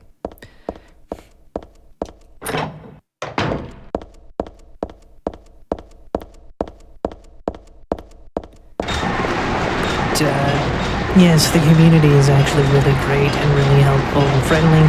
So if you do have interest in picking up this game, also this can happen sometimes. Don't freak out when that happens, where it just randomly pauses. It's fine. It's just the game trying to catch up, and you don't have to like freak out or anything. It's just gonna take a second, and then it'll unfreeze, and you can keep going. The timer's paused while it's doing that as well, so you don't have to be like, oh no, I'm losing time. It's completely fine. Just give it a second, and it's gonna be like, oh okay, I'm okay now. I'm gonna stop freaking out. But as I was saying before, I was so rudely interrupted by the game freezing for a second. The community's fantastic. There's a ton of excellent runners, and they're all very helpful if you have any questions about the run. The world record holder, Deathropes, is more than happy to answer any questions you may have. And even other runners that run other games are super nice too. One thing about the Silent Hill Discord is that it's for every game, so you'll be able to interact with Downpour runners, Silent Hill 1 runners, etc. And it's a really great community.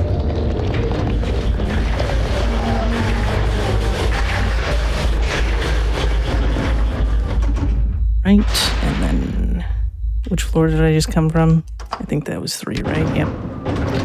So we can go to 1. That's another thing. If I get too distracted and not pay attention to what I'm doing, sure, my muscle memory is taking over, but then my brain goes, wait, where are we?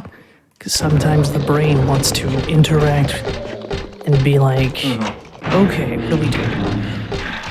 Yeah, as soon as your brain catches up to what you're doing, you're like, what's going on? Yep. Another example of DDRing through the door.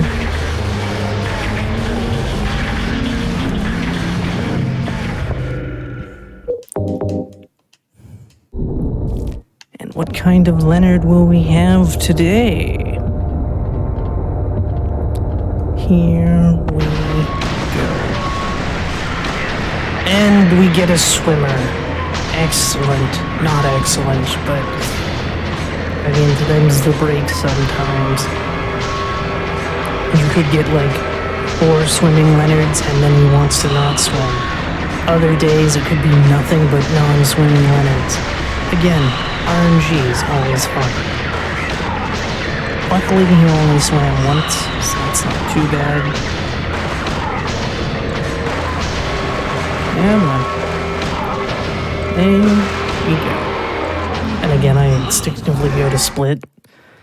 Always, even when I screw up the timer and forget to split in certain spots, every time I do Leonard, every time I do Alyssa, I will split. And then I'm like, oh yeah. And then I have to reset the timer anyway, because it's going to pretend like I did a bunch of gold splits, and it's like, no. No, you didn't. Don't save those splits. And now we're running back through.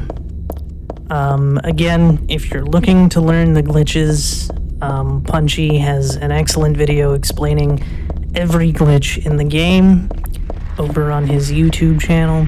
I highly recommend it if you are interested in learning the QSQL categories. There has also been a lot of category additions to this game as of late, both console and PC. the two, there's like 60 categories for this game now, between consoles and PC. So there's tons of options for anyone that is looking to start or maybe come back to the game. And yes, I counted all the categories, and I don't know why.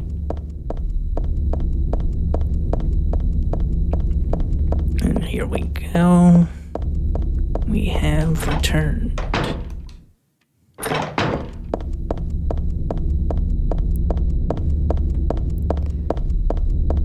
And then we're just going to run to the amusement park again to experience the poorly haunted mansion.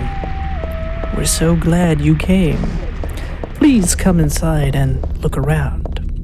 When you feel you're ready, then go through the door. By the way, if you do want to pick up No QSQL, get ready to know that word for word. The entire thing, because you're going to hear it a lot.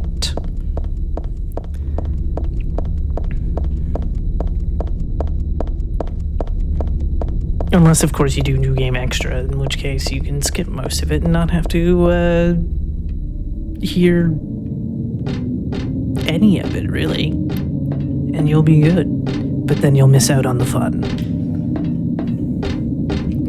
Alright, here we go. Again, this time he'll be well out of my way because I won't be showing off the things you can pick up.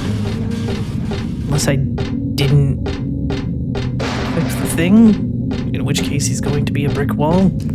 Pretty sure I equipped it. Again, we got another short key. When the key falls is complete RNG. Sometimes it can take a little longer. Oh no, I probably didn't equip the perfume because he wouldn't have been right there to do that. That's my bad, everybody. I apologize. We continue to go up to the roller coaster, which I also have a very interesting question about. Now, she gets knocked off the roller coaster. We don't know what kind of roller coaster this is. It could have loops and whatnot. How is she expecting to get down off the track, especially if there were loops? Because I don't even know how one would climb a loop. So it's kind of like, Heather, did you think this one through? Now, granted, it could be a roller coaster that has no loops. In which case, then we're perfectly fine. But also, what happens if there's a steep, like, incline? You know? All these are a steep slope. Like, these are all things I don't think she thought about before making that trek onto the track. Haunted mansion. We're so glad. So again, this is your perfect time to hydrate Please come inside and whatnot, look around. because again, we are here for 2 When minutes, you 50 feel you're seconds. ready, then go through the door. Although that 2 minutes, 50 seconds does include the running from the red light. Do you hear those voices? A family of 4 was sliced into bloody pieces in this room. Ah, the cries of the children. The murderer was caught. Do you know It's very why interesting he said because in he the killed HD his collection, family? they include the Because original I felt audio for I Silent had Hill 2 to. as well as the new audio for Silent Hill 2. Anyway, But for Silent Hill I'm 3, lying. there is no It's original all audio. just So a joke. unfortunately, we I only wanted to get a scare completely you, new that's Borley's all. Haunted Mansion The truth dialogue. is, only Also, the one PC person version died is missing by audio suicide. dialogue from certain scenes that are both present in the PS2 and HD collection. So that's a little Danny, interesting as well. A quiet young man, but quite friendly as As you can see. He was so eager to meet you. His hometown is New Orleans, but he came here after first losing his way. Maybe you might know where is the path to heaven. Where is the path to heaven? second to say This heaven, you can go mansion on is through. quite old, so please, I'm so sorry. This place is just Again, I falling don't even apart. think the spikes The can fall mechanism on is you on broken, you easy. see. It wasn't supposed to I just think stop they sit there and then you I move. assure you. And then it does that, and There's then the it's like, exit. oh, sorry, I hope wasn't you supposed to enjoyed your happen. tour. It's a Please complete come back and utter mystery. anytime. Or if you'd prefer, We could come and visit you instead. That was supposed to be the again, exit. But it Granted, seems my that controller, no when my one controller wants to you leave. cooperate, every time we're about to make a turn, flick the stick down. Every time. Because again, the second the red light touches you, it's game over, and then you have to start all the way back from the gift shop. Luckily, however, if you do die, you don't have to sit through the monologue. It treats it as if you're playing on New Game Extra. Though again, you're still losing a ton of time because you have to go back through everything again. There we go, we pick up the chain.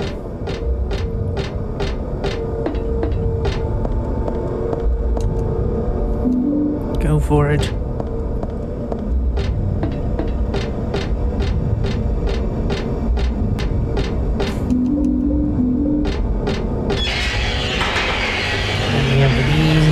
That's the scariest being in the game, the one that just tried to headbutt me, because it's the one you can't see, and if you don't know to go all the way over to the right, it will hit you. Or over to the left. Again, directions hard. And then we hit that, and then activate. There we go. And then we can leave. We find out that Douglas has a broken leg in the HD collection version. He's also severely cut open. And it's really weird that they decided to add that detail.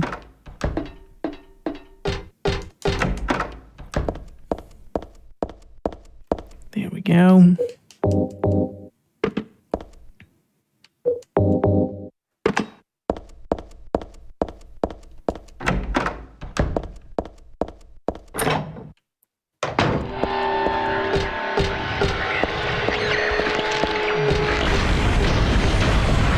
Oh, come on, don't do that to me.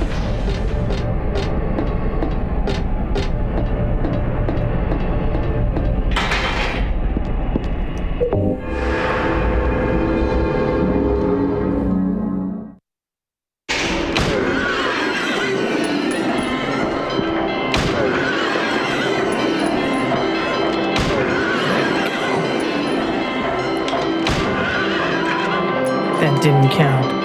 If you just hear a little bit, that means that they're still alive. You need to hear them with the loud wincing, I will call it, to note that they will stop moving.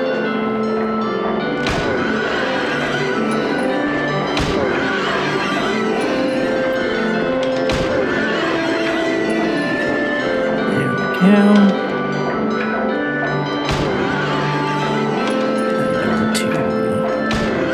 Luckily, we have more shotgun shells than what is needed, because the 2 shotgun shells that I picked up at the beginning in the train is typically not what top runners go for.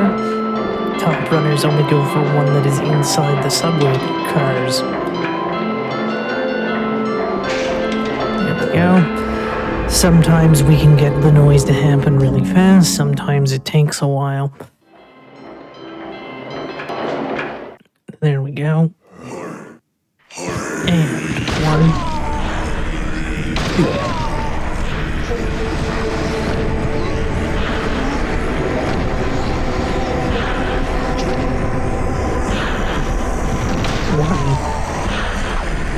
And 2. Okay, good.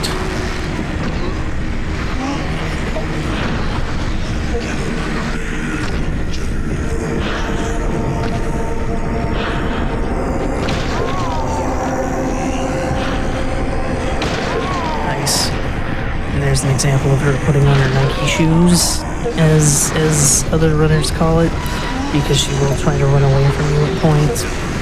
Sometimes you can still be close enough to where you can hit her. Other times you gotta just wait for her to stop wanting to run. There we go. At least the final hit was a nice one. Alright. 1, 2. Whoops.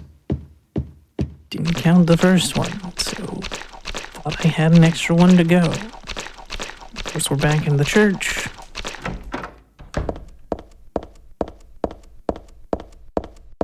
Again, don't mash. Otherwise, she'll look at the walls and read the text. We don't want to do that, because there's no purpose except for to lose time.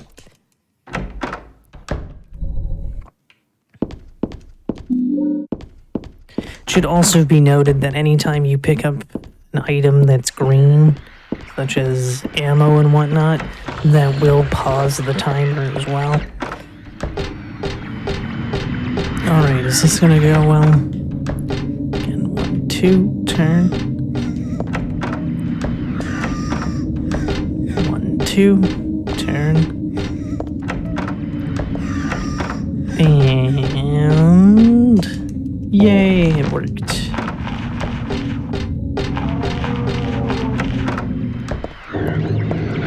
Again, sometimes we can dodge. Oh, there we go, not quite.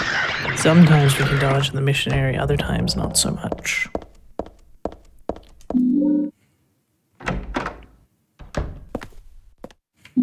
And turn.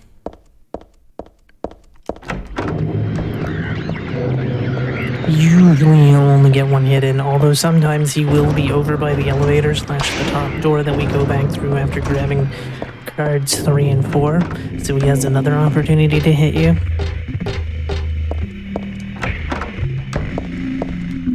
Again, grab card number 3. All the shotgun shells. Again, you only need 14, but why not just grab them all?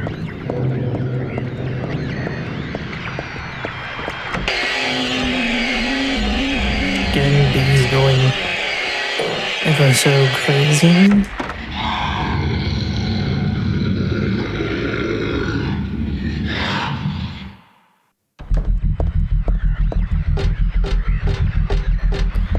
To the room.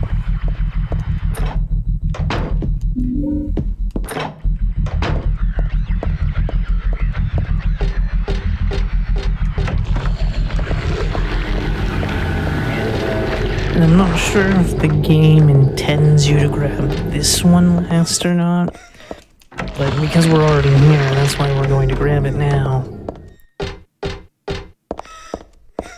And then we have the last one, hopefully. No, I heard her cry right as I stepped up. Every time. She just... Really? Really? You're gonna 5-cycle me? Did I mention she's quite annoying?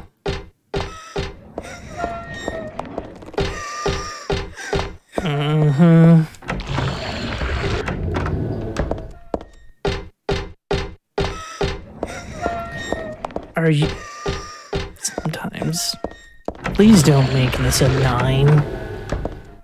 Anything but making this a 9. Really? You know what? I'm not even gonna bother. I'm just gonna let her walk to it, because it's just like, I'm kind of done dealing with her stuff.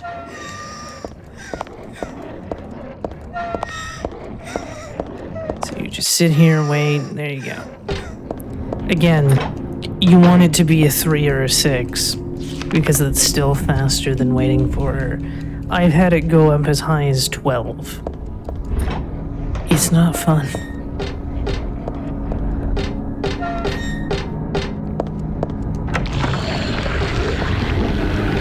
Then we can go up and grab number 6, or number 5. 5. I don't know why I said number 6. I have 6 on the brain because of the stabs. Unfortunate. That's just an example of how RNG can just rear its ugly head.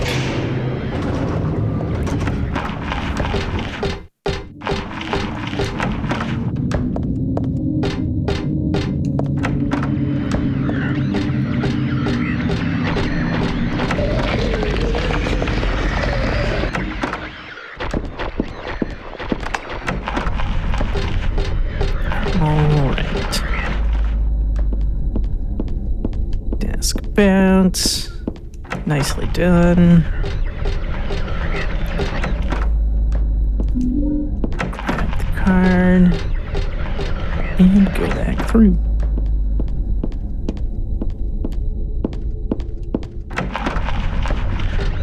Uh-oh. Okay, good. It didn't spawn him in. I was worried that because the camera looked over at him that it was going to spawn in the missionary, but we were okay. There we go. Please don't hit me. Thank you. Very nice indeed.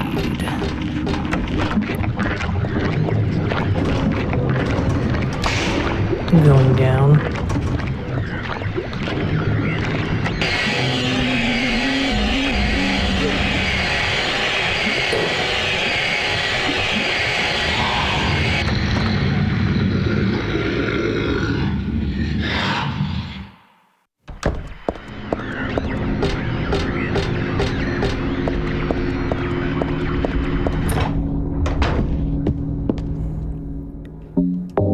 The shotgun, put that in, and again, High Priest, Moon, Eye of Night.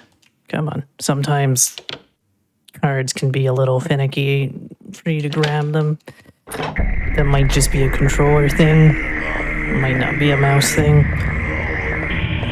And then there you go, but again, the timer is paused during that whole thing, so it's not too bad. I mean, obviously for RTA purposes it's bad, but is what it is. Again, use the pendant, run away, down into the hole. 1, 2, 3, 4, 5, 6, 7, 8. Whoops. That's my bad. Again, sometimes that can happen where you fire and she's not aiming up. You kind of want to make sure that she's aiming up. That is weird. I thought I hit the fire button. Oh well. And that is time. And that is a full run with a bit of shenanigans throughout the run. Because RNG happened.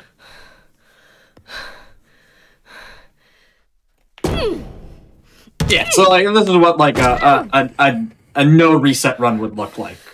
Yeah. Yeah. I mean, it was still pretty good even with, you know, the minor RNG, so. Hooray. What was the final time? Out of curiosity. 53:50 RTA. Okay. I guess it's Not too bad. But yeah, that is Silent Hill 3, no QSQL. Again, there's true glitchless, there's no monster out of bounds, there's unrestricted, there's trying to think of anything else off the top of my head. Well, console is split, so you could do console, true glitchless, console, and then, so there's at least 6 new game categories to check out if you so wished. But thank you very much for having me. I enjoyed being here, and I hope that the tutorial was helpful in some way. Yeah, thank you so much for being here. I think you did a pretty good job explaining it. Everything seemed pretty straightforward from what you explained, so I think it went very well. Thank you so much for being here. It was a pleasure. Do you have problem. anything else you'd like to say before we end the show? Yes, you can find me, obviously, twitch.tv/Abby's Corner. I also have a speedrun podcast, Speedrunners and Coffee, where I interview speedrunners about sort of their speedrun origins. I'd also like to thank Punchy and Death Throws for letting me mention their videos. And I'd also like to give a shout out to Catlink, who got me into the game, Bach Basoup for getting me into speedrunning in general, and Borizzle, Mr. McSqueezy, So-So, UFO Techie. There's a ton of people I'd like to give a shout out, but I'm not gonna like super shout out everybody all at once. Umbrella Jill's the last shout out I'm gonna do on stream because she actually helped me to prepare for this. What was it again? Thank you all once again. The name my father gave me. One quick question that somebody asked. Do you know roughly how much quick save, quick loading shortens the run? I'm assuming that's what QSQL stands for. Yes, If that's not, what QSQL stands for. Yeah. Depends which version. Unrestricted, I think the world record is like 29 minutes RTA, or LRTA, which stands for Loadless Real-Time Attack. And QSQL is like a 36 something. So there's at least 7 minutes. But again, there's a lot of glitches involved. Yeah. I don't know about No Monster Out of Bounds. Yeah, because there's a lot of, like, in the sewers, you can save a minute and a half easy because you can skip, like, the back half of it completely. Okay. Among other things. And, of course, UFO being the shortest category in the game, with being able to be finished in, like, 16 minutes LRTA, and I think 13 minutes is QSQL's record right now. I think I haven't looked completely at the boards in a while. But you can definitely save a lot of time doing QSQL. And again, Punchy has a video on every glitch in the game, so if you're looking to start with that or get into QSQL runs, that's why I would suggest you start and kind of get a feel for the glitches. Again, it takes me about 2 hours to get the one that's in the sewers, so it can be a bit tricky, but with enough practice you could get there. But, yeah. Thank you again for having me. Yeah, absolutely. Thank you so much. It was a pleasure. With that said, that is all we have for tonight. We do have more shows coming up tomorrow. We have What's Fast, followed by Grudge Match. That's starting at 7 p.m. Eastern. Hope to see you there. Have a good one, everyone.